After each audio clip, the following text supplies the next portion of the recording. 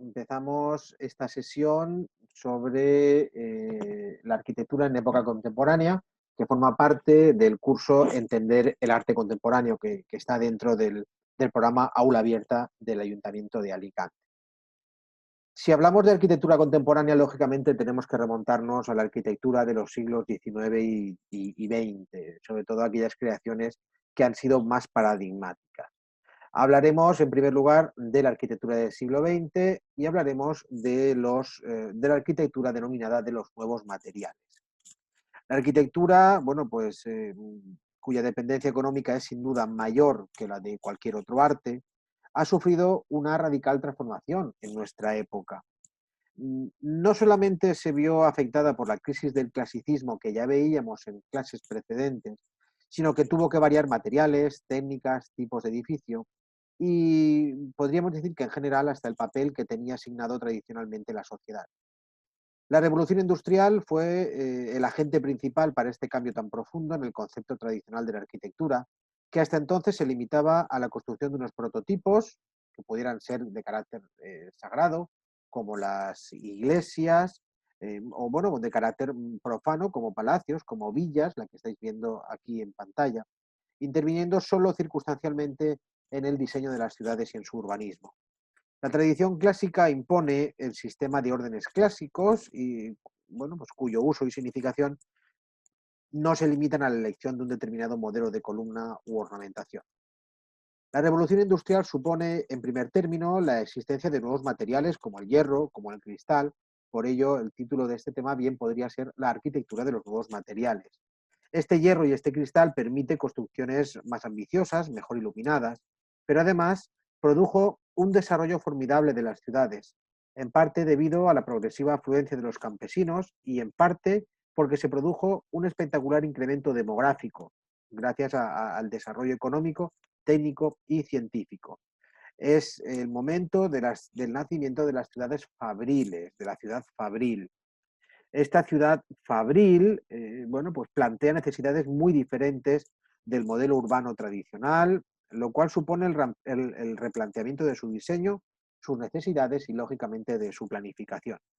Con cambios estructurales de tanta importancia, no es extraño que la misma figura del arquitecto como profesional también entrara en crisis. Los cambios del principio del siglo, bueno, de finales del siglo XVIII y de principios del siglo XIX, unidos a la nueva formación y a la respuesta profesional que tienen que dar los arquitectos, bueno, pues hacen que en ocasiones los ingenieros civiles también se aventuren a diseñar edificios. Los cambios, bueno, pues influyen de una manera muy notable en la evolución de los diferentes estilos arquitectónicos, aunque siguen una pauta bastante peculiar. Hasta aproximadamente la primera mitad del siglo XIX hay un cierto paralelismo entre la evolución estilística de la arquitectura y la del resto del arte. Por ejemplo, hay un estilo neoclásico, un estilo clásico, un estilo romántico, hoy hay un estilo neogótico. Entonces, bueno, pues al final todo esto va a derivar en una serie de revivals o reinterpretaciones o resurrecciones de diversos estilos del pasado, estilos antiguos, cuyo carácter historicista nosotros conocemos como una arquitectura pues prácticamente de pastiches, si me permitís la expresión. Desde aproximadamente el último tercio del siglo XIX y sobre todo el primer tercio del siglo XX, coincidiendo con el desarrollo de lo que se denominan las vanguardias históricas, se genera un estilo moderno, no modernista, sino moderno, al margen de cualquier referencia formal del pasado, que recibe el nombre por los historiadores de estilo internacional, que es el que domina en la mayor parte del siglo XX. Teniendo en cuenta que la línea dominante de la evolución funcional y estética de la arquitectura de nuestra época es el racionalismo, debemos fijarnos, si rastreamos sus orígenes, en dos focos, el Reino Unido y Francia. Respecto al Reino Unido, bueno, pues hay que hacerlo para resaltar la importancia que tuvo lo que se denomina el palladianismo británico.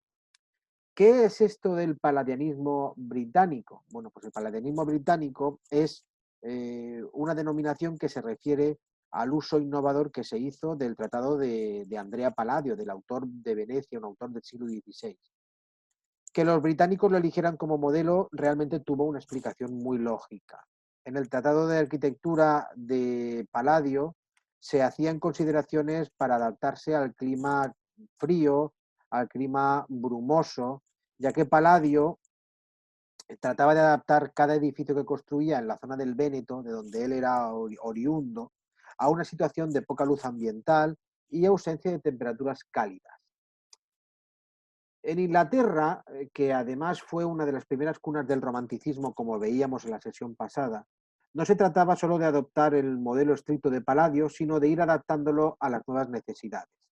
En este sentido, hay que destacar una gran figura, la de Lord Burlington, que fue pues, prácticamente como el aglutinante de todos los artistas y todos los arquitectos de ese momento. En 1725 patrocina esta construcción que estáis viendo, la Chiswick House, hecha por el arquitecto William Kent, que es bueno, un palacete cercano a Londres. Y bueno, pues a diferencia de lo que ocurría con el barroco británico, es una construcción compacta, sencilla, geométrica, con lo que comparativamente suponía un estilo pues, más sencillo, más racional, más frío, más geométrico. Las partes del edificio están integradas, como veis, de una forma más diáfana, a la vez que las superficies de las paredes, como también se comprueba en la diapositiva, aparece sin apenas decoración. Pero además hubo en el Reino Unido otras dos corrientes muy interesantes. La primera de estas corrientes fue la importancia de los círculos aficionados a la antigüedad, los denominados anticuarios, que creaban sociedades para el estudio teórico y, bueno, pues algo muy importante en la tradición británica de ese llamado Gentleman Tour, que respondía a la costumbre británica de enviar a los miembros de la aristocracia a hacer un viaje de formación que siempre tenía como destino final Italia. Bueno, pues estos anticuarios hacían o pagaban expediciones arqueológicas hacia lugares poco conocidos o hasta entonces inaccesibles a lo largo de todo el Mediterráneo. De esta manera, bueno, pues se puede romper ese esquema que se había heredado de lo que era la arquitectura clásica antigua y, bueno, pues a partir de ese momento se observa que el mundo había evolucionado por lo menos 10 siglos y que, habiéndose extendido por un área geográfica amplísima, ofrecía una cantidad de variantes y diferencias entre sí que podía llegar a ser verdaderamente sorprendente. De manera que en vez de considerar la herencia clásica por un único modelo, se empieza a comparar y contrastar esos múltiples estilos, múltiples variantes, generándose una polémica entre la superioridad de la arquitectura griega o la romana. Si a ello le añadimos el descubrimiento de los restos de las ciudades de Pompeya y Herculano, que tienen lugar en la primera mitad del siglo XVIII, se comprende que la abundancia de información directa de los restos arqueológicos de la antigüedad se convirtiera en una alternativa a la información que, bueno, pues era limitada y que se ceñía sobre todo a los libros. De todo esto derivó un debate muy vivo, un debate teórico, también fue crítico, pero también se derivaron cambios sustanciales en la forma de decoración interior. Aquí hay que concederle mucha importancia a este arquitecto, a Robert Adam, que crea, bueno, pues un modelo característico en donde predominan superficies planas, en donde predominan la geometría, la simetría. Otra gran aportación de la arquitectura británica pues tiene que ver con la creación de una nueva arquitectura de jardines.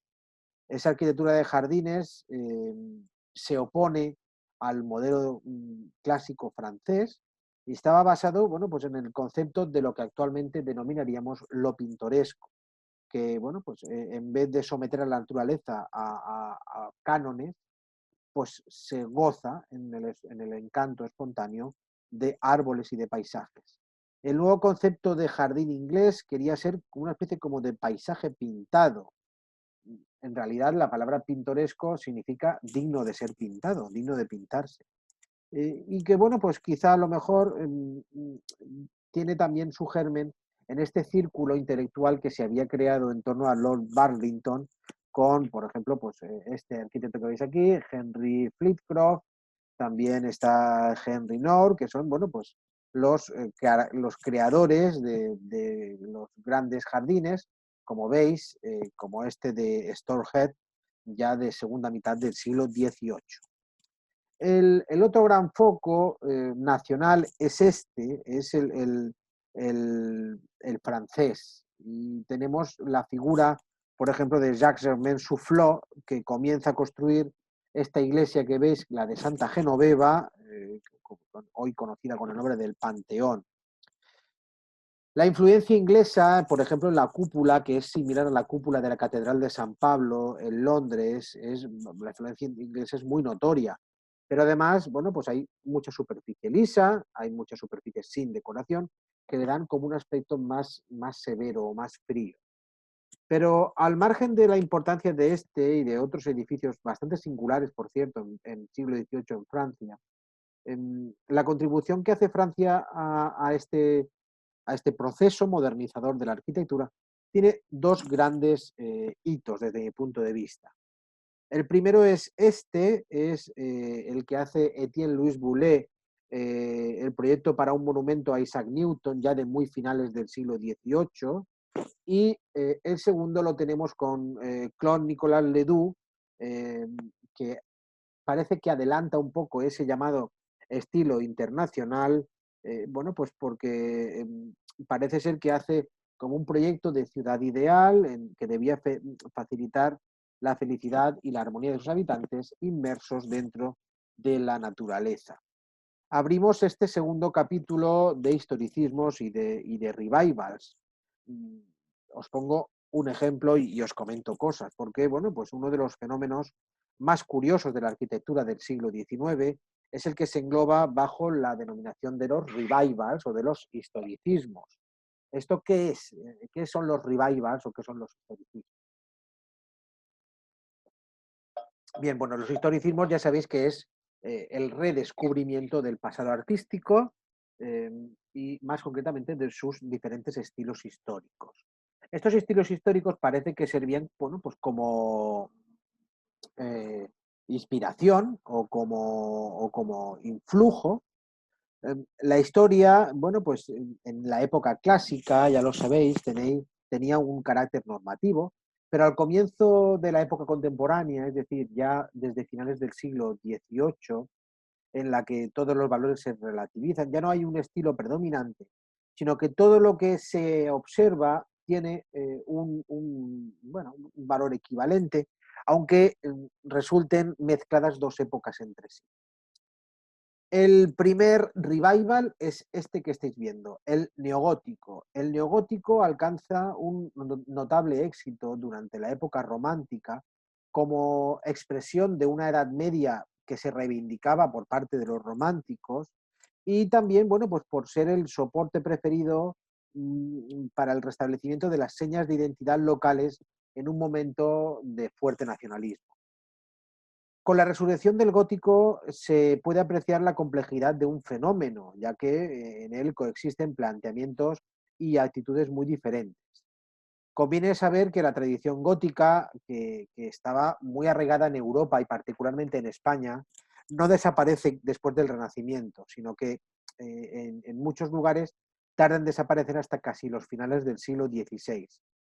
Durante el barroco hay cierto espíritu de neogótico o de neomedievalismo también. Por ejemplo, vemos a finales del siglo XVIII está Horace Walpole que hace esta reconstrucción de la casa de campo de Strawberry Hill en estilo gótico, como estáis viendo.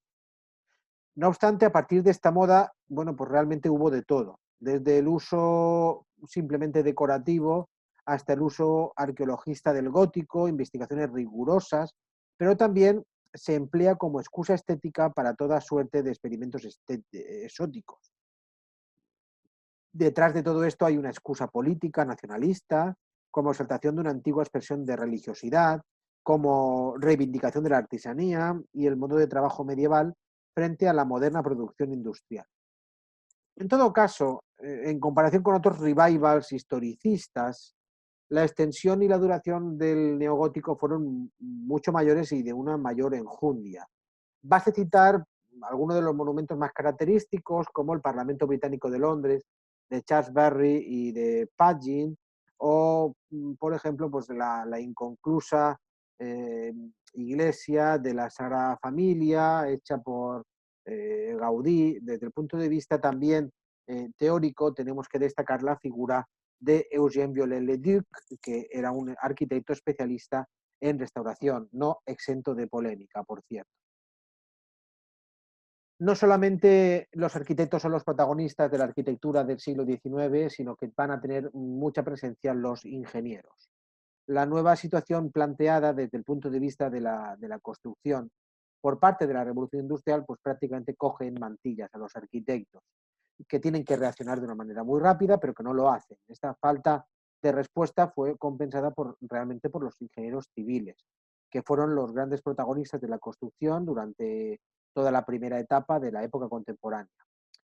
Ya no se trata solo del uso de los nuevos materiales industriales, sino también de la imposibilidad de resolver los urgentes problemas constructivos que suscitaba el desarrollo industrial y urbano con los viejos métodos y estilos. Había que construir estaciones de ferrocarril, almacenes, fábricas, mercados, muchísimas viviendas, cuyos imperativos prácticos estaban más allá de problemas decorativos sofisticados o de viejas estructuras. Había que desplegar, en definitiva, una formidable inventiva y además tenía que adaptarse a las nuevas exigencias de la tecnología industrial. Resulta muy significativa la construcción en hierro. Por ejemplo, el hierro al principio se emplea en los puentes, como este que estáis viendo, el puente de Coalbrookdale, que tiene 30 metros de abertura. Bueno, luego hay muchos otros que rivalizan con él. Entonces, bueno, pues al principio el hierro se destina a estas construcciones, a los puentes, pero después se generaliza su uso para todo tipo de edificaciones, incluidas las cúpulas. Os enseño algún otro, como por ejemplo este, el puente de Sunderland o el puente de Tweed, que bueno, pues gozaba de un prototipo novedoso, una especie como de puente colgante que llega, veis, hasta los 135 metros. Vemos más materiales. Hacia mediados del siglo XIX, la técnica de los edificios estaba ya muy consolidada y bueno, pues hay obras que llaman muchísimo la atención. Por ejemplo, este Palacio de Cristal de Londres, hecho por Joseph Praxton en 1851. Como veis, una especie de gran invernadero, todo de hierro y de cristal, destinado, bueno, como lugar de exhibición de una de las primeras grandes exposiciones internacionales y que además, bueno, pues como se aprecia en la diapositiva, tenía condiciones de luminosidad ideales. El segundo edificio interesante es este, es la sala de lectura de la Biblioteca de Santa Genoveva de París, diseñada por Henri Labrousse entre 1843 y 1850, que consiste en una serie de columnas de hierro colado y dos bóvedas de cañón apoyadas en arcos metálicos, como veis. A partir de este momento se entiende que se multipliquen los edificios de hierro y, bueno, pues la Torre Eiffel, empezada a construir en torno a 1885 para la Exposición Universal de 1889, se erige en un elemento simbólico. La torre en su momento fue espectacular, se elevaba 300 metros de altura, pero no tenía ninguna utilidad. Gustave Eiffel, que era el que había diseñado esta obra, la concibe como una estructura abierta, ligera, sin cristal, todo en hierro.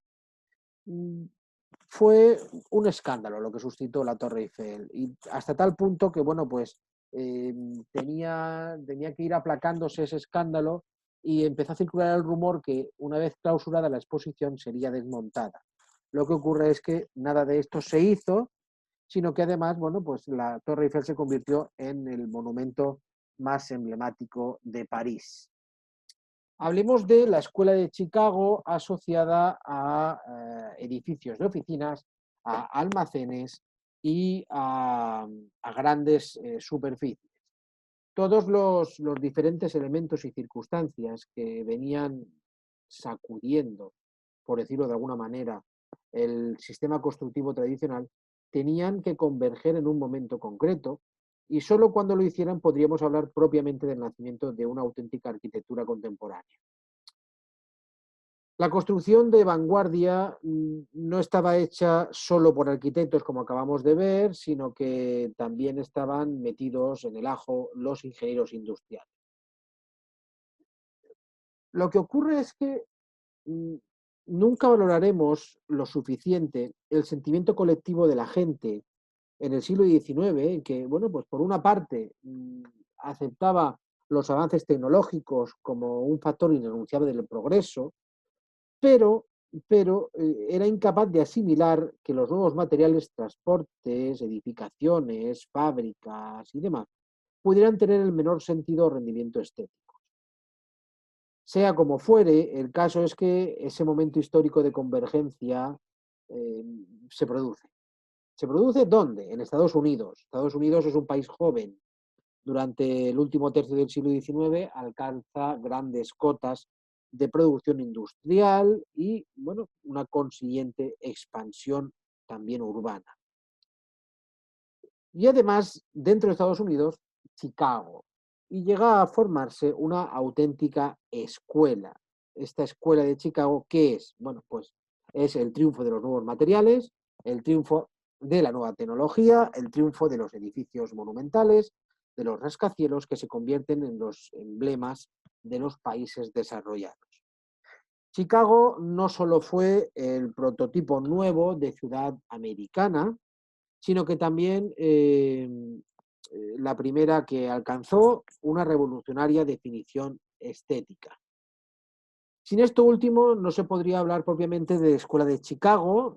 Esta denominación pues trata de definir un nuevo estilo de construcción con una personalidad estética propia. Tenía detrás grandes arquitectos, os pongo algunos ejemplos, como por ejemplo Henry Richardson, que es autor de este gran proyecto de los almacenes Marshall Field de Chicago, ya muy a finales del siglo XIX. Os lo pongo en este grabado porque, bueno, pues fueron derribados en 1930, con unas características arcadas, esos grandes muros que recuerdan a una especie como de acueducto romano, ¿verdad? Os pongo más ejemplos. Louis Sullivan, el autor del edificio Wainwright en Missouri, eh, bueno, pues se puede considerar el primer rascacielos totalmente moderno, ya que, bueno, pues una estructura de acero se refleja sin complejos al exterior. O, por ejemplo, del mismo autor, los famosos almacenes Carson, Pirie, Scott y compañía, realizados en el arco de 1899-1904, donde la piel del edificio es casi ya una transparencia de su estructura. A este genial arquitecto, a Louis Sullivan, es el que se le ocurrió la fórmula de que la forma sigue a la función, ¿eh? Como una especie como de perfecto resumen de lo que habría podido ser su voluntad constructiva y estética. ¿Qué os parece? Hablamos ahora de modernismo. Modernismo, pongo un pequeño ejemplo para abrir boca. El siglo XIX termina en medio del desarrollo de un movimiento estético internacional que, bueno, pues dependiendo del país, pues ha recibido diversas denominaciones. Por ejemplo, en España, modernismo; en Francia, Art Nouveau; en los países germánicos, Jugendstil; en Italia, Liberty. Esta pluralidad de fórmulas no se debe tomar solo a título de anécdota, ya que revela, en principio, la diversidad de opciones que este gran estilo internacional, que es el modernismo, revela, y no solo por una cuestión de nacionalidad diferente. En cierta manera, lo que hay de común en este movimiento europeo es la existencia de un rechazo contra la arquitectura de los revivals, contra los historicismos que acabamos de ver.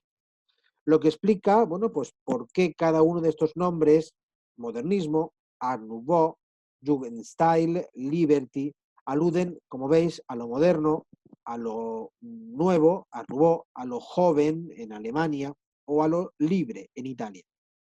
Desde el punto de vista cronológico, el modernismo abarca un periodo que va más o menos desde la década de 1880 hasta la de 1920, aunque su momento álgido es la década de 1890.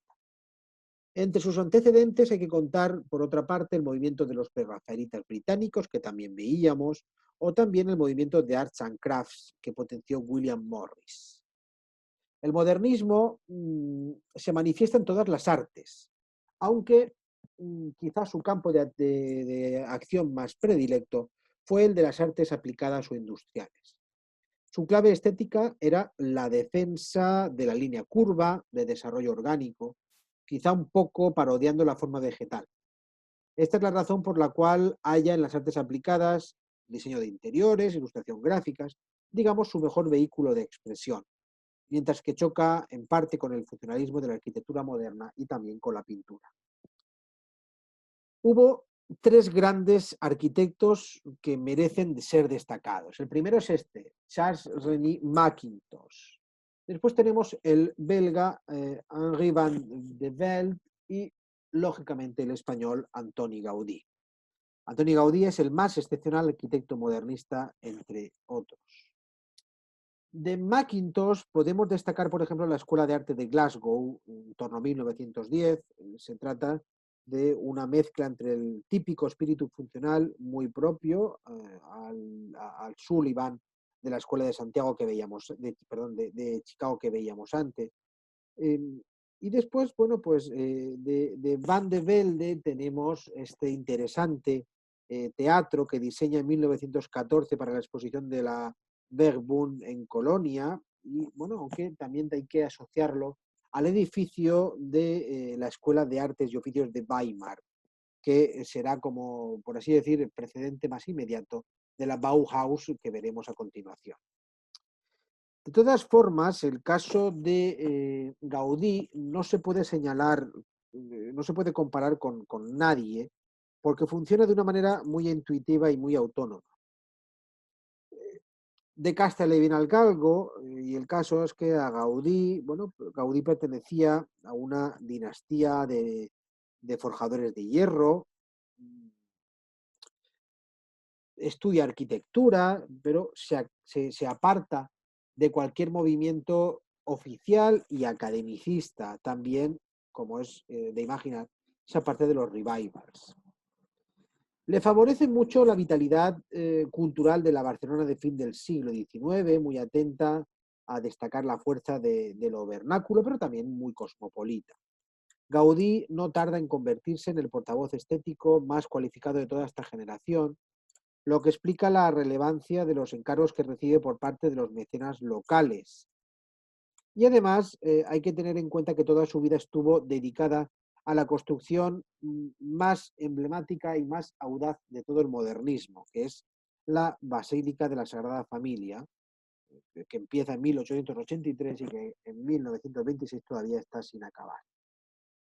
Entre sus obras más notables, lógicamente la Casa Batlló, que es la que tenéis en pantalla, la Casa Milá con el nombre de la Pedrera, con unas increíbles paredes onduladas, y luego, bueno, pues los diferentes encargos que hace para la familia Güell, como es este, como el Palacio Güell, como la capilla de la colonia Güell y el famosísimo Parque Güell. Por lo demás, la influencia de Gaudí, no solo en la arquitectura, sino en todo el arte contemporáneo, ha sido y todavía es de una gran magnitud. Junto a estas tres personalidades del arte que he destacado, hay que citar otros, por ejemplo, Víctor Horta y los hoteles Tassel, este es el Hotel Tassel, el Hotel Solvay, la denominada Casa del Pueblo, o los almacenes Al Innovación. Todos estos están en Bruselas. Tenemos otro arquitecto interesante, Héctor Guimard, que es muy célebre por sus estaciones de entrada del metro de París, que forman fantasiosos dibujos vegetales. Si nos vamos a Austria, destaca Otto Wagner, también tenemos a Joseph Hoffmann y Joseph Maria Olbrich, que son los responsables, en última instancia, de la configuración modernista de Viena y también de la ciudad de Praga. En el círculo alemán hay que nombrar a Peter Bregenz y August Endel, entre otros. En todo caso, si comparamos esta arquitectura modernista europea con la Escuela de Chicago, que era simultánea en el tiempo, apreciaremos no solo dos formas muy diferentes entre sí de concebir la arquitectura, sino lo que ocurrirá posteriormente en la arquitectura del siglo XX. Siglo XX que va a tener con grandes maestros europeos de movimiento moderno y que van a inmigrar a Estados Unidos y van a acabar adaptándose al estilo de vida norteamericano. Hablemos ya de la arquitectura del siglo XX, interesante arquitectura del siglo XX, y empecemos hablando de esas vanguardias históricas y la arquitectura. Uno de los fenómenos más característicos del arte de la primera mitad del siglo XX es lo que se conoce con el nombre de las vanguardias históricas, que se producen hasta prácticamente la Segunda Guerra Mundial. Aunque fueron protagonizadas básicamente por artistas plásticos, estos movimientos y grupos generan modelos globales de creación artística con derivaciones en todos los órdenes formales y expresivos y, lógicamente, también los arquitectónicos.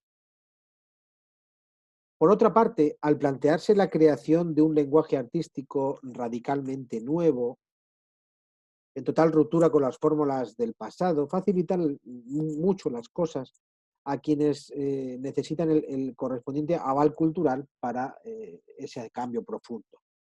En este sentido, nos encontramos con un conjunto de arquitectos que asocian su labor a la acción de determinados grupos vanguardistas, como es el caso del italiano Antonio Sant'Elia, que está unido al futurismo, el cual diseña imágenes de una hipotética ciudad industrial, una ciudad comercial, una ciudad del futuro, con rascacielos, como lo que estáis viendo en pantalla, con vías de comunicación a diferentes niveles y edificios con atrevidas formas. Algo parecido ocurre en otras latitudes. Si nos vamos a Alemania con Bruno Taut, que crea en 1914 este pabellón de cristal para la exposición de la Verbund de Colonia.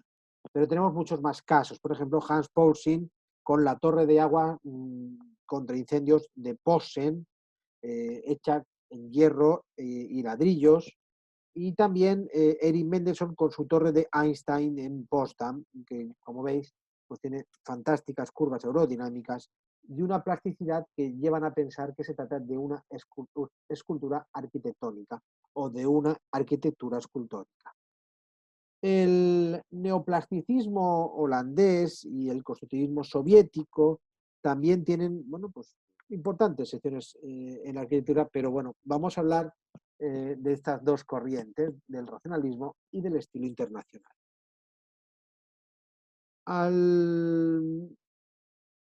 Al margen de lo que podríamos llamar la imagen o representación de la arquitectura, tenemos que destacar una gran figura como es la de Frank Lloyd Wright. Wright es uno de los discípulos más cercanos de Louis Sullivan y es a partir de las ideas de Sullivan cuando puede elaborar ese lenguaje tan orgánico como estáis viendo en esa famosísima Casa de la Cascada. Sin embargo, Wright empieza con otras cosas. Empieza Wright con lo que se denominan las casas de la pradera, están en los alrededores de Chicago, crea un modelo muy interesante a base de módulos que son rectangulares, que están muy bien definidos, que se organizan como bloques en torno a un gran núcleo central, que no es otro que el de la chimenea. Su manera de abrir y cerrar estos bloques y sobre todo su manera de integrar la casa en la naturaleza, crean un ambiente de sugestión que solo Wright ha sabido crear. La evolución de este arquitecto, de Frank Lloyd Wright, es muy rica, muy variada, hay que destacar por ejemplo, también las oficinas Larkin en Buffalo, la interesantísima iglesia Unity en Oak Park, hecha en 1906, o un poquito más tarde, en 1909, el Hotel Mason, cuyas formas complejas, con el desarrollo tridimensional, el uso expresivo de los materiales, bueno, pues parece que se van a convertir en casi obligación para este movimiento internacional. Volviendo al desarrollo del racionalismo en la arquitectura, hay que señalar a este arquitecto, a Auguste Perret, francés, que hace la célebre casa de la calle Franklin en 1903 con una estructura de hormigón, una curiosa planta en U que salva las dificultades del espacio disponible. También podemos destacar a Adolf Loos, con la casa Steiner en 1910, donde predomina la forma cúbica, la ausencia de decoración y los buenos materiales. De todos modos, el laboratorio más característico fue la llamada de la escuela de la Bauhaus. La Bauhaus es creada a partir de Van de Velde en Weimar, como hemos visto antes, y cuando Van de Velde se marcha de Alemania en 1919 fue sustituido por una gran figura llamada Walter Gropius. Walter Gropius organiza la escuela y cambia el nombre y adopta el nombre de la Bauhaus. En la primera etapa de Gropius, la escuela continúa con el ideal de interrelación de las artes, promueve el trabajo conjunto de técnicos y también intervienen los artistas. El gran momento se produce cuando la sede principal se traslada a Dessau, y aquí veis la sede principal que construyera Walter Gropius. Por aquí pasan los mejores arquitectos como Hans Meyer, el famosísimo Mies van der Rohe, que después, fijaos, llegan a sustituir en la dirección de la escuela a Gropius. Pasa también Theo van der Spoor, Laszlo Molinaghi, Lionel Feininga, Vasily Kandinsky, que no hace ninguna arquitectura, pero que sí que está al frente de la Bauhaus, igual que Paul Klee. Es decir, que bueno, pues digamos que se produce una gran potencia en la dirección de la Bauhaus. Y luego tenemos un genio aparte, que es Le Corbusier. Es un arquitecto suizo, su nombre original era Charles-Édouard Jeanneret, pero todo el mundo lo conoce con el nombre de Le Corbusier. Es un arquitecto que en principio va a estar ligado al cubismo y que, bueno, pues tiene como paradigma este que veis aquí, la Casa Saboya. La Casa Saboya es una caja cuadrada que está sentada sobre esos pilotes de hormigón. Tiene ventanas continuas que producen una sensación de total ingravidez, con unas superficies lisas, muy planas.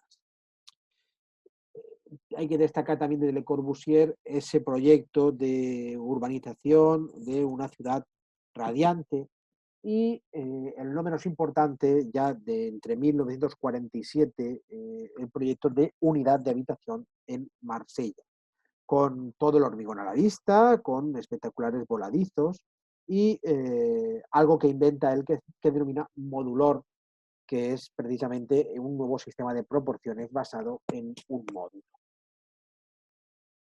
Al terminar la Segunda Guerra Mundial, bueno, pues nos encontramos con que muchas de las más significativas personalidades del mundo artístico emigran a Estados Unidos, lo que no solo se convirtió a partir de entonces en una indiscutible potencia internacional, sino que reúne las mejores condiciones para que se ponga en práctica ese llamado estilo internacional.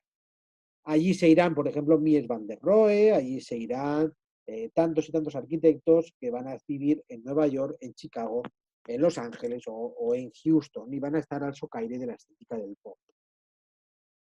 Sin embargo, tenemos una figura en la Europa de la posguerra, es decir, de la posguerra de la Segunda Guerra Mundial, que poco a poco va a ir resurgiendo, que es Alvar Aalto.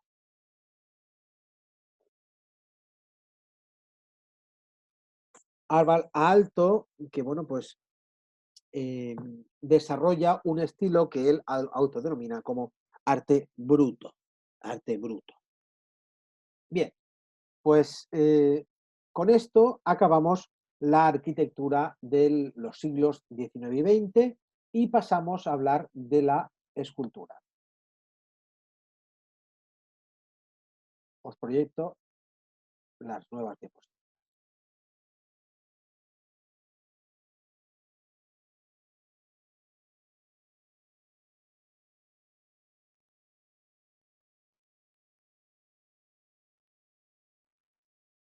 Bien, hablemos de escultura durante los siglos XIX y XX.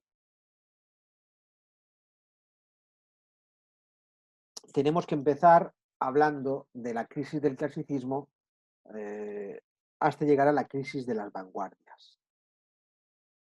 La escultura ha sido sometida a una crítica tan implacable desde el momento en el que se inicia el arte contemporáneo que prácticamente se resulta difícil reconocer sus restos.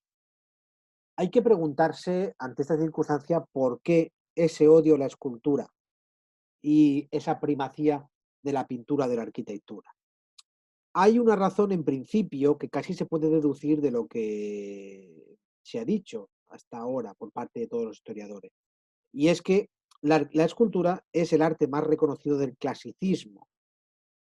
Por ello, si el arte contemporáneo huye del clasicismo, también va a huir de la escultura. De todas formas, aunque la dinámica de cambios propiciada por la modernidad trabaja siempre en pos de un sistema de oposición a lo que se ha hecho justo antes de cada estilo, la caída de la escultura no fue un asunto simplemente por llevar la contraria, ¿eh?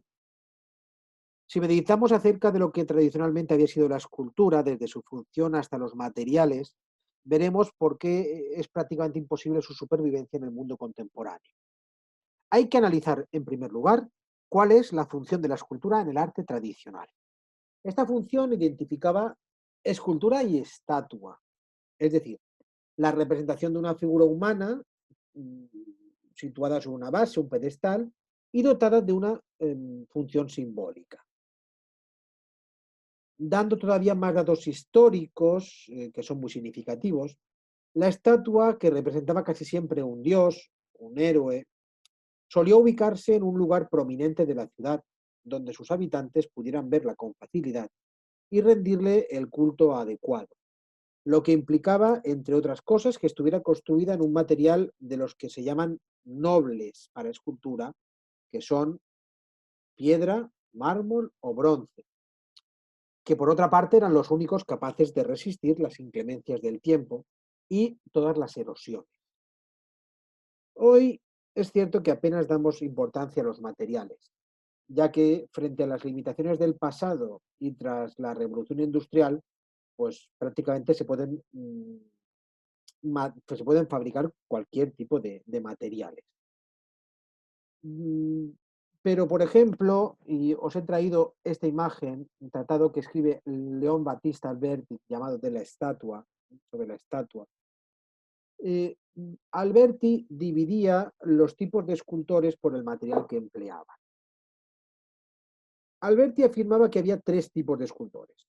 Los que quitan, por ejemplo, los que parten de un gran bloque al que luego van quitando trozos hasta quedarse con la forma que quieren. Los que añaden, es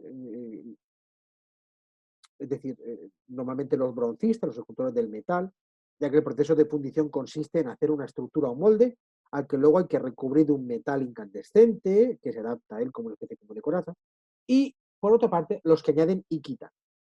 Son los llamados moldeadores, los que trabajan con materiales blandos, cera, arcilla, sobre los que se actúa partiendo de una masa informe que se modela con las manos y que se va añadiendo o quitando lo que se necesita en cada momento.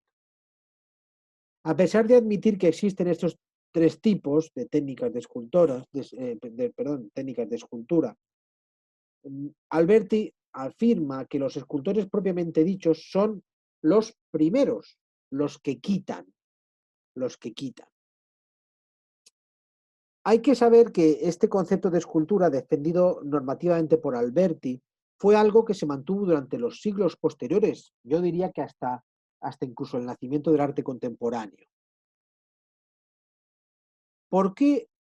Hay que preguntarse por qué este sistema clasicista de definición de la escultura no resulta útil al mundo contemporáneo. Bueno, pues para explicarlo no tenemos más que reproducir lo que escribe contra la escultura, por ejemplo, Charles Baudelaire. Charles Baudelaire dice que la escultura es aburrida. Baudelaire, en medio de bueno, de los peores insultos, decía bueno, que la escultura es aburrida, es brutal, es positiva como la naturaleza, tiene falta de espiritualidad, es un arte carente de ilusionismo. Tampoco es capaz de sugerir las tres dimensiones físicas de un objeto en las dos que hay en un cuadro. Y bueno, ya no digamos si la comparamos, como hacía Baudelaire, con la música, el arte superior para él. Baudelaire atacó a la escultura por su materialidad, duplica la realidad también en piedra, sino que, bueno, pues también la ataca por su condición simbólica de estatua, que presuponía conmemorar a dioses y a héroes, y bueno, pues eso, en una sociedad secularizada no tenía ningún interés. Por tanto, ¿cuál es el destino de la escultura en el arte contemporáneo? Bueno, pues yo diría que prácticamente ninguno, ninguno.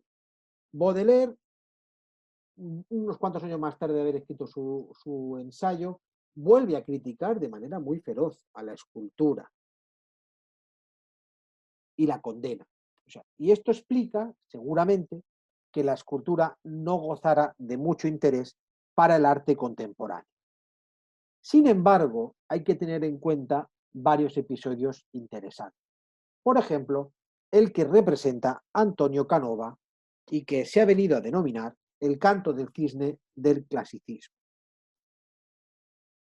El canto del cisne del clasicismo está rememorando el arte griego, porque bueno, Winkelmann a finales del siglo XVIII dice que el arte griego es el que encarna mejor la noble sencillez y la serena grandeza. Bueno, pues en todo este clima que se vive a finales del siglo XIX, la figura que deslumbra a todo el mundo es la de Antonio Canova. Antonio Canova, en principio, es un cantero, pero que quiere convertirse en escultor. Para ello se traslada a Venecia. Al principio su obra estaba llena de un encanto naturalista, pero, pero un segundo viaje a Roma lo pone en contacto con un círculo de pensadores, de intelectuales y de anticuarios que lo van a llevar por la senda del neoclasicismo. La mayor parte de la obra de Canova representa figuras de dioses de la antigüedad o grandes figuras heroicas. También tiene retratos de generales, de papas, y bueno, pues supo dotar de una gran sensualidad y un particular erotismo a unas figuras imponentes e imperturbables.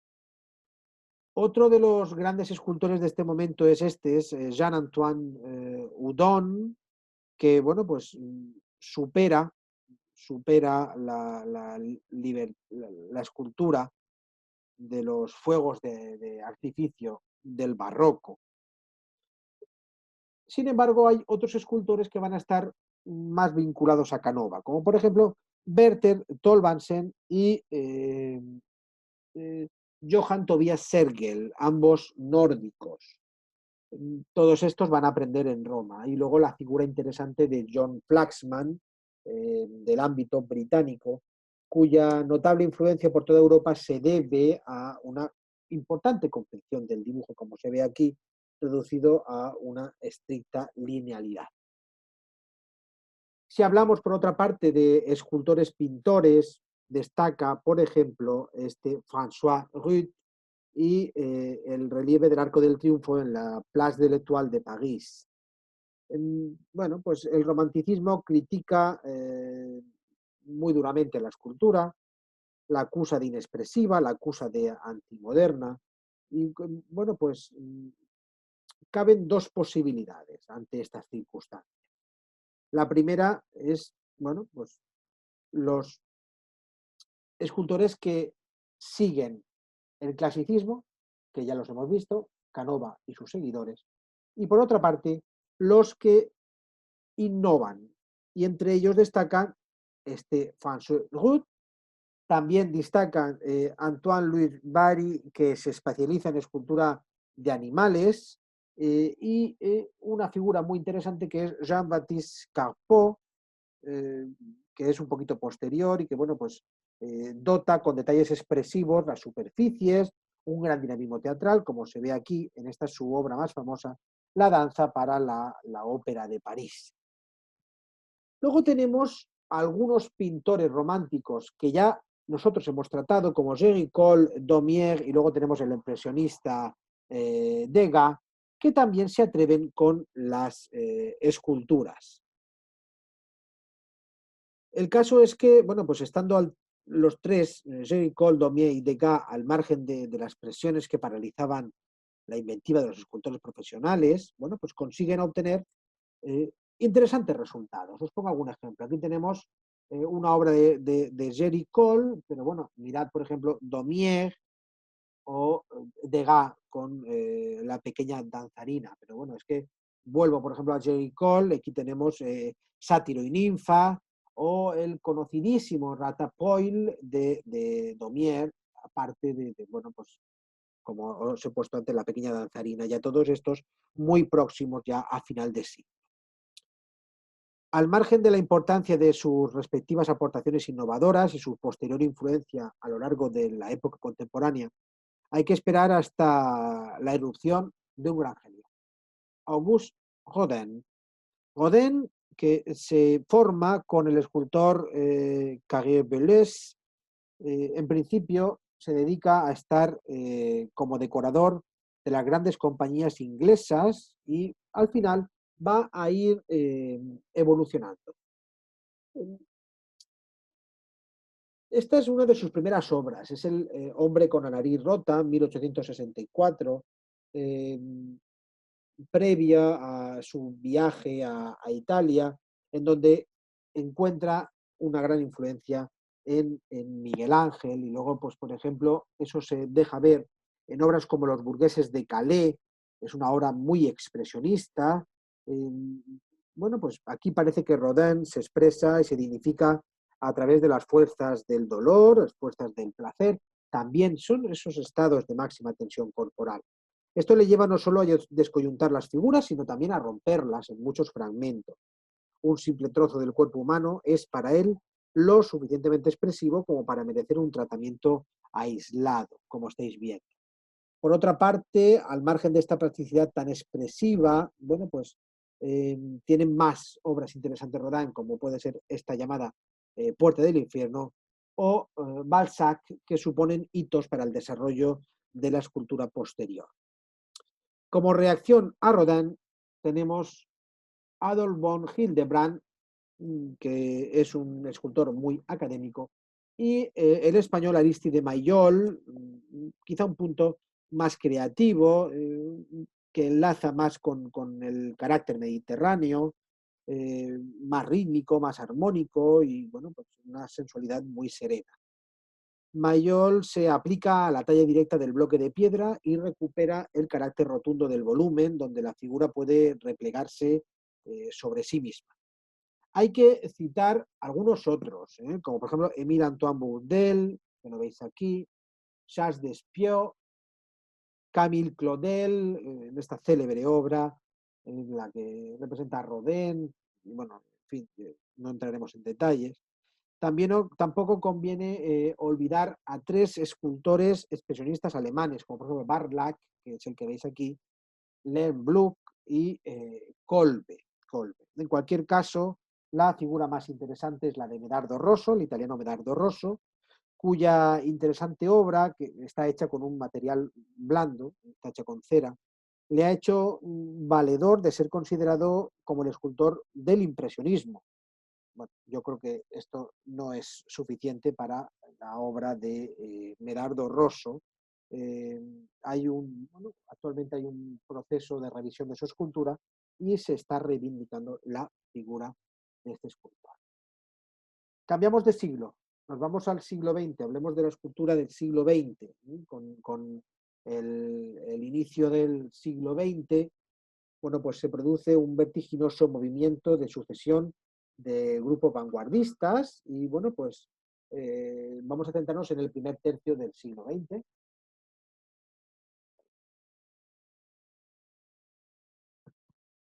Ese primer tercio que llega, como antes os he dicho, hasta la Segunda Guerra Mundial. A estas vanguardias del siglo XX les corresponde definir el que tendría que ser el nuevo lenguaje del arte, que se pretende como una alternativa al sistema tradicional de expresión artística que se había heredado desde el Renacimiento. Empecemos por el cubismo.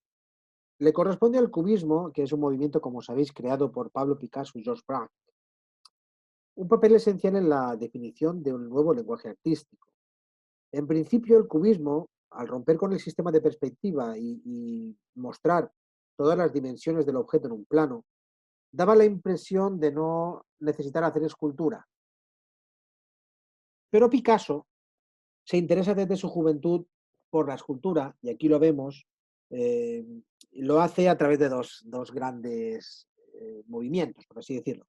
El collage porque integra materiales de la realidad física, los pega directamente, y luego también tenemos el uso del hierro soldado.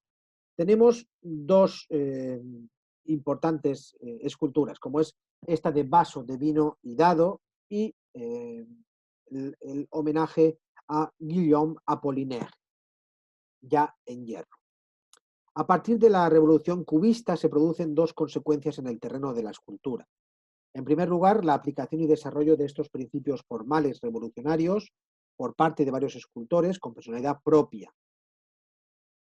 y que estudian bajo la denominación esa de escultores cubistas. En muchos casos no tuvieron una relación directa. Os muestro algunos, por ejemplo, Henri Rogans, Alexandre Archipenko, Osip Zadkin, Raymond Duchamp-Villon, Jacques Lipsit y Pablo Gargallo, español. Todos estos experimentan con los planos, el hueco, la síntesis de las formas. Y luego, bueno, pues tenemos otros escultores que trabajan con el hierro, como puede ser específicamente Julio González.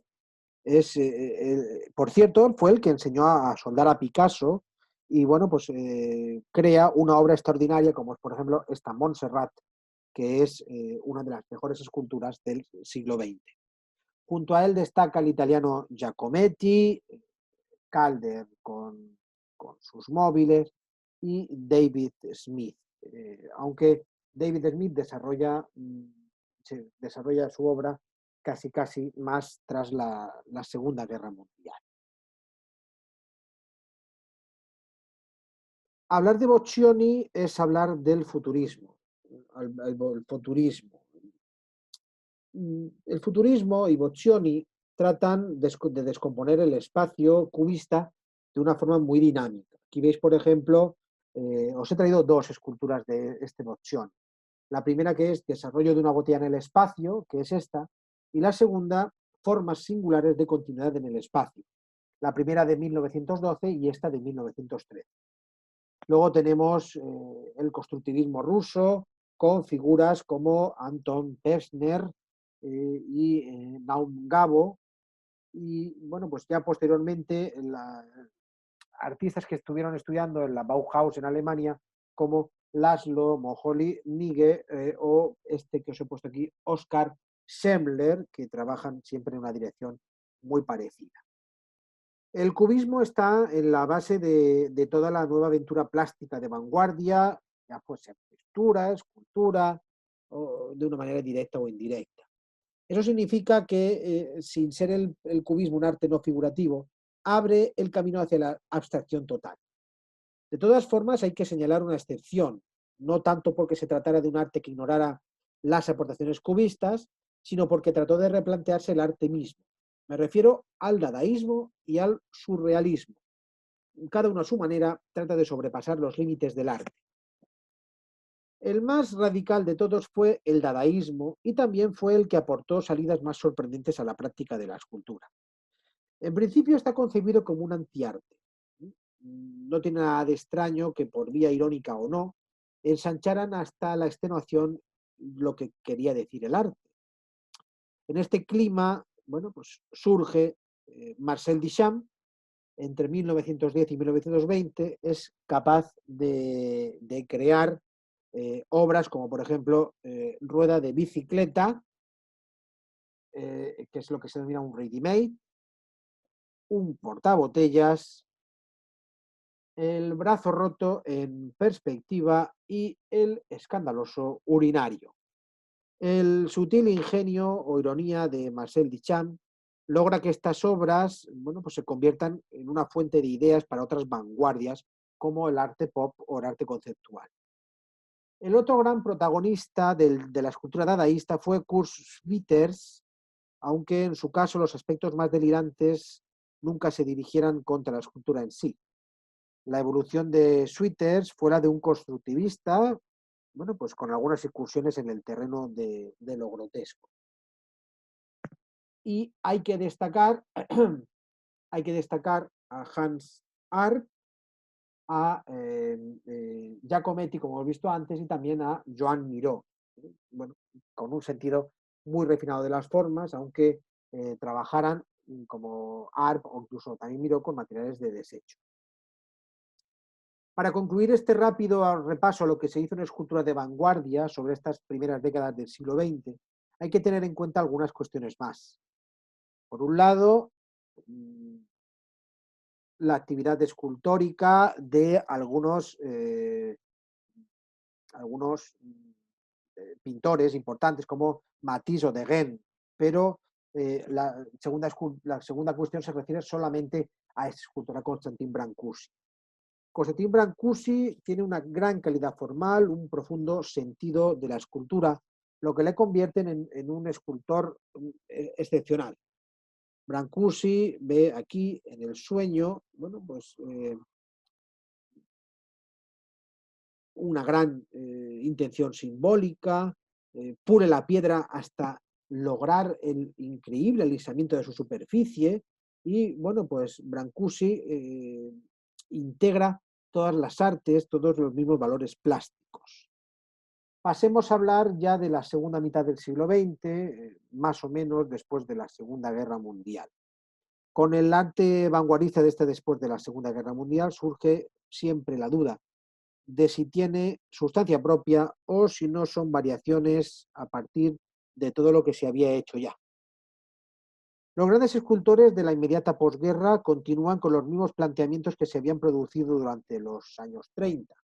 Así ocurre, por ejemplo, con las esculturas en hierro de David Smith, de Alexander Calder o bueno, una serie de escultores surgidos, y con esto prácticamente vamos a terminar, surgidos en los años 40 y 50, como los británicos Lynn Chadwick, Reg Battle, Barbara Hepworth, Anthony Caro, Kenneth Armitage y los españoles Jorge Oteiza y el famosísimo Eduardo Chillida. Sucede también con la corriente más orgánica que protagoniza Henry Moore, como estáis viendo aquí, ya activo en la década de los 30. Por tanto, sin que ello signifique restar mérito a las figuras singulares, hay que esperar hasta la década de los 60 para hallar, bueno, si no concepciones radicalmente nuevas, al menos dotadas de nuevos desarrollos, o quizás desarrollos más o menos originales. Es el caso de Claes Oldenburg del Pop Art o George Segal, el primero, Oldenburg, con esos grandes objetos de plástico que recrean objetos domésticos y, bueno, pues en todo caso, una negatividad, bueno, pues, los objetos revestidos de una gran negatividad. Es como, bueno, pues para terminar, como si el último cuarto del siglo, entre las obras que destacan la de Oldenburg y la de Segal, se hubiera puesto en positivo la descalificación crítica que al comienzo del siglo XIX tenía la escultura. Y con esto acabamos nuestro gran repaso a la escultura y a la arquitectura.